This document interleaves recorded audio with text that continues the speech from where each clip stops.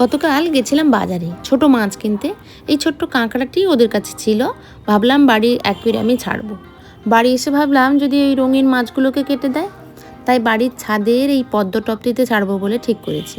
ও মা, খোলা আকাশ দেখে কাঁকড়া যেভাবে পালাতে শুরু করলো, ভয় পেয়ে যাচ্ছিলাম। সাথে যে এনেছিলাম ওই ছোট্ট মাছ মানে খসলা মাছ, ওগুলো না বেঁচে আছে, বেশ রঙিনও হয়। একটা অ্যাকুয়ারিয়ামে ছেড়েছি, আর বাকি কয়েকটা মিমিকে দিয়ে পদ্ম গাছের টবে ছাড়বো। ছোটবেলায় আমরা পুকুরে সাঁতার কেটেছি, জাল দিয়ে মাছ ধরা হলে জাল থেকে মাছগুলোকে ছাড়িয়েছি। এখন তো আর অতটা পুকুর নেই, তাই মিমির বড্ড ভয়। একবার ধরতেও চাইছে, আবার একবার ভয় পেয়ে ছেড়েও দিচ্ছে, বলছে মা আমাকে কামড়ে দেবে। খসলা মাছের তেমন কোনো কাঁটা নেই, একবার লাফিয়ে উঠলেই ভয় পেয়ে যাচ্ছে।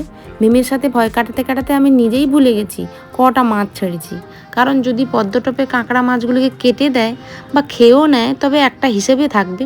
বারবার বলছে মা আমার একবার দাও, আমি একবার ট্রাই করি, কিন্তু একবারও পাচ্ছে না, প্রত্যেকবারেই আমাকে মাটি থেকে তুলে ফেলে দিতে হচ্ছে।